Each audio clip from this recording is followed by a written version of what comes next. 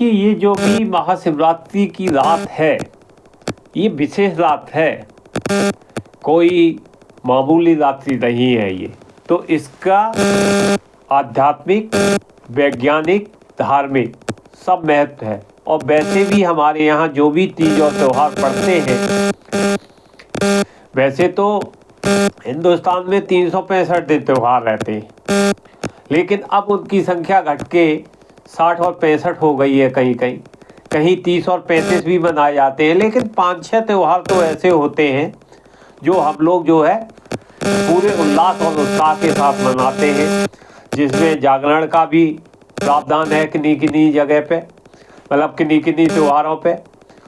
और मैं तो ये समझता हूँ कि आप व्रत के दिन, आप त्यौहार के दिन व्रत जरूर रखिए, उपवास जिसे कहते हैं। और दूसरा, आप रात्रि जागरण जरूर करिए। इसका वैज्ञानिक महत्व है और आध्यात्मिक महत्व भी है। तो सबसे पहले मैं आध्यात्मिक महत्व की बात कर रहा हूँ। यह रात शिव जी की रात्रि है, जो अंधकार का प्रतीक है। आज के युग में मानवीय गुणों और मूल्यों का निरंतर ह्रास हो रहा है, मन विकारों से दूषित हो रहा है। इसे शास्त्रों में धर्मग्लान या पतित होना कहा गया है। प्रश्न ये है, इसे कौन कम करेगा? मनुष्य की तो औकात नहीं है। तो इसे शिव, जिसका अर्थ होता है सर्व कल्याणकारी, यही हमें इन सारी चीजों से निजात दिला सकता है।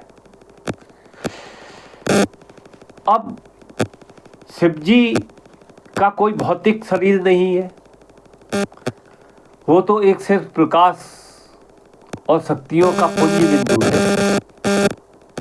कोई शरीर नहीं है, कोई आकार नहीं है, कोई आकृति नहीं है, और उनका स्वरूप सूक्ष्मतम से भी सूक्ष्म है, मतलब मिनिमम से भी मिनिमम,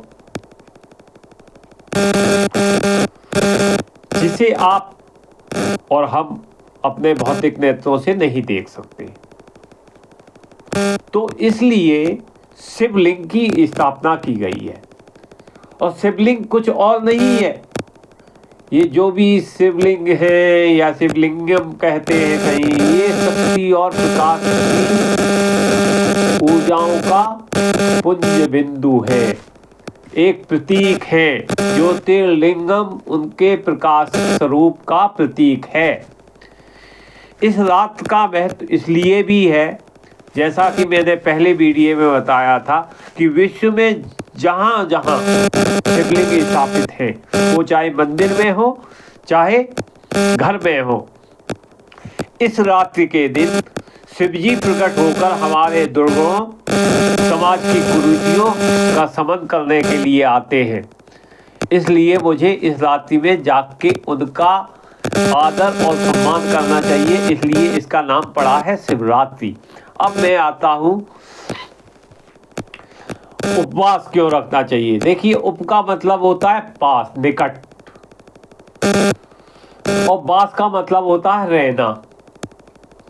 तो उपवास का अर्थ है मन, बुद्धि, विचार के साथ भगवान के साथ रहना। भोजन न ग्रहण करने का सीधा सीधा अर्थ है कि अपनी आत्मा की पवित्रता करना और हर तरह को से अपने को पवित्र रखने का प्रयत्न करना। जागरण का अर्थ है कि हम अज्ञान की निद्रा से जागें। ये जो कुरीतियाँ, ये जो वैमनस, ये जो घृणा, ये जो स्पर्धा इस संसार में जन्म ले रही है और मालूम नहीं क्या क्या हो रहा है, मतलब लोग एक दूसरे की हत्या भी कर लेते हैं। तो इन सब से बचने के लिए जागृत होना, ताकि कोई बुराई हमारे अंदर प्रवेश ना कर सके, बुराई कुकर्म को प्रवेश ना होने देना। यह हमारे अंदर की यात्रा है। शिवरात्रि हमारे अंदर की यात्रा है। अब हम आते हैं इसके वैज्ञानिक महत्व पर। देखिए, ऐसा है कि हमारा जो भी त्योहार है, इसका धार्मिक महत्व है, सामाजिक महत्व है, लेकिन वैज्ञानिक बहुत बड़ा महत्व है। हर त्योहार का वैज्ञानिक, इसके पीछे विज्ञान छुपा हुआ है। ऋषि मुनियों ने विज्ञान को जो है इसमें घुसाया है। हम ये देखते हैं कि हमारा ये त्योहार जो है सौरमंडल से जुड़ा हुआ है और हम कुछ ऐसा करना चाहते हैं कि वह दिन सूर्यमंडल की स्थिति ठीक हो हमारे लिए, क्योंकि ये हम जानते हैं कि ये जो शरीर है, हमारा मानव सिस्टम है, ये धरती से ही निकला है और हम इसे तब तक नहीं मानते जब तक हम इसे खाक नहीं कर देते हैं। तब तक हमें लगता है कि वो कहीं और से आए, मतलब पूरी मानव जात कहीं और से आई है। नहीं, यह शरीर प्रणाली इसी सौरमंडल से बनी हुई है। तो महाशिवरात्रि का दिन जो कैलेंडर की एक ही तारीख को नहीं आता, आप ये भी जानते हो शिवरात्रि कभी इस तारीख में आती है। कैलेंडर मतलब कैलेंडर डेट एक नहीं रहती है। इसका मतलब क्या हुआ? इसका मतलब ये हुआ कि जैसे पृथ्वी झुकी घूमती है सूर्य के चारों ओर, लेकिन ये ऐसे नहीं घूमती, ये थोड़ा सा टिल्ट होके घूमती है। तो टिल्ट होके घूमने से क्या होता है कि पृथ्वी पर जो है झुकी होने से इसकी एक स्थिति बनती है। तो पृथ्वी की एक प्रति बनती है। स्वाभाविक रूप से उत्तरी गोलार्ध में ऊर्जाएं ऊपर की ओर बढ़ती है। और हम कहाँ बैठे हुए? अगर आप देखो तो हम कहाँ बैठे हुए? अब आप ये जानते हो, आप अच्छा ये बताइए कि आप कभी जो है समुद्र के किनारे गए हो पूर्णिमा के दिन या अमावस्या के दिन, तो आपने देखा होगा कि ज्वार भाटा आते हैं, ज्वार आते हैं, पानी ऊपर उठता है। तो ये किस लिए हो रहा है? ये ग्रहों की विशेष स्थिति के कारण होता है। इसी तरह पूरे मानव शरीर में अगर आप देखो तो 75% जल है। तो क्या ये जल आपका ऊपर नहीं उठेगा? आप कभी जो है मानसिक केंद्रों में जाके देखिए, अमावस्या और पूर्णिमा के दिन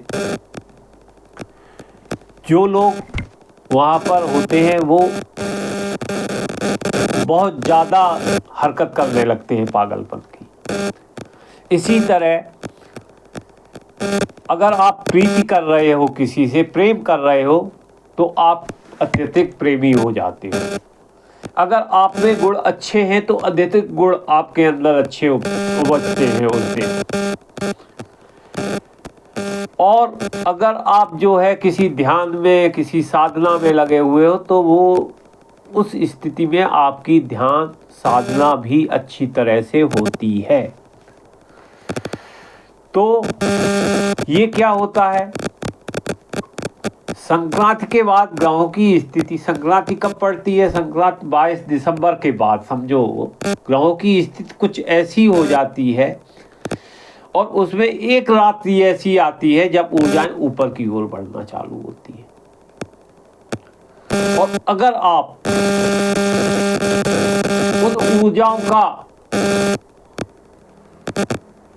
ऊर्जाओं के दौरान, उठती हुई ऊर्जाओं के दौरान लेट जाते हो, तो इसका मतलब है आप उन ऊर्जाओं के प्रवाह को बाधक बना रहे हैं। तो आपकी ऊर्जाएं बढ़ेगी नहीं, घटेगी ऊर्जा। तो ऊर्जा का स्रोत बढ़ाने के लिए ये सब बहुत ज़रूरी होता है। अब बात सिर्फ ये नहीं है, मैं ये भी नहीं कहूँगा कि आप उन फायदों को जो है निरंतर खोते चले जा रहे हो। मैं ये भी कहूँगा अगर आप संवेदनशील हैं और पूर्ण पुरुष हैं, पूर्ण पुरुष जब भी मैं कहता हूँ तो मैं कहता हूँ एक जागृत मनुष्य, एक ऊर्जावान मनुष्य, एक क्षमतावान मनुष्य, पूर्ण मनुष्य होता है।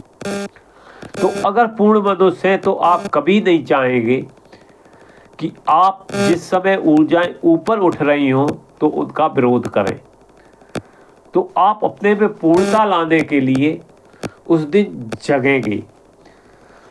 हाँ, आपकी ये बात दूसरी है, कोई आदमी शराबी है, कबाबी है, वो रात में लेट जाता है और ऊर्जाओं का ह्रास कर देता है, तो उसकी स्थिति तो आप समझ ही रहे हो, हर आदमी इसीलिए एक तरह से नहीं होता।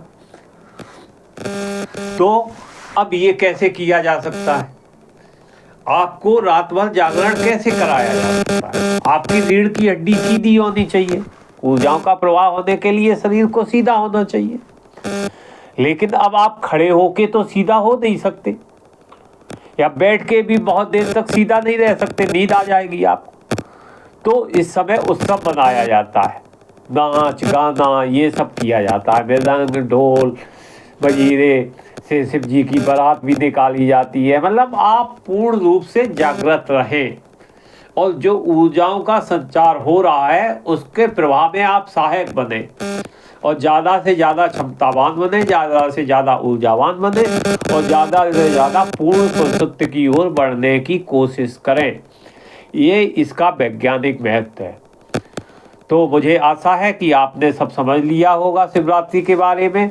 अब ये दोनों वीडियो में क्लब भी कर दूंगा, ये 11 मिनट का है, वो शायद 14 मिनट का था, तो मिला के 25 मिनट का हो जाएगा और ये मैं सेपरेट भी डालूंगा। धन्यवाद, बहुत बहुत धन्यवाद आपका।